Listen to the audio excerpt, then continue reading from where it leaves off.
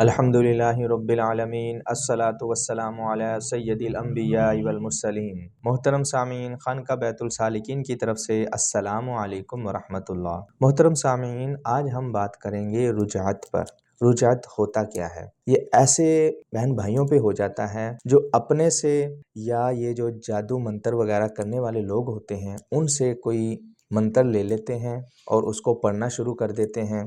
تو وہ منتر پڑھنے کی وجہ سے ہوتا تو یہ ہے کہ وہ سمجھتے ہیں کہ ہم اپنا علاج کر رہے ہیں، اسے کرنے سے ہم ٹھیک ہو جائیں گے۔ وہ ہوتا نہیں ہے، وہ رجعت کے مرض میں مبتلا ہو جاتے ہیں، وہ الٹا ہو جاتا ہے۔ رجعت کہتے ہیں کہ الٹا ہو جانا، کوئی ایسا عمل کر لینا جس کی اجازت نہ ہو، کسی روحانی عمل سے پوچھا نہ گیا ہو، اپنے سے کر لیا ہو، یا یہ جادو وغیرہ کرنے والوں سے کوئی چیز لے کر، کوئی منتر لے کر کر لیا ہو۔ اس سے جادو الٹا ہو جاتا ہے، بندش وغیرہ ہو جاتی ہے اور ذہنی طور پر وہ بندہ مریض بن جاتا ہے۔ تو محترم سامعین، کوئی بھی عمل اپنی طرف سے نہ کریں، ہمیشہ اپنے روحانی بعمل اور شرعی عامل سے وظیفہ لیں۔ کوئی بھی وظیفہ ہو اجازت لے کر شروع کیا کریں، اور پھر انشاءاللہ تعالی آپ دیکھیں گے کہ آپ پر وہ اثر بھی کرے گا اور آپ پہلے سے اپنے آپ کو پرسکون محسوس کریں گے۔ اور اس میں یہ ہوتا ہے، یہ جو رکاوٹیں آتی ہیں، جو بندشیں ہوتی ہیں، جادو وغیرہ ہوتا ہے، یہ سب جو ہے بعض دفعہ، زیادہ تر جو ہمارے بہن بھائی ہوتے ہیں ان پر اسی وجہ سے ہوتا ہے کہ وہ کوئی ایسا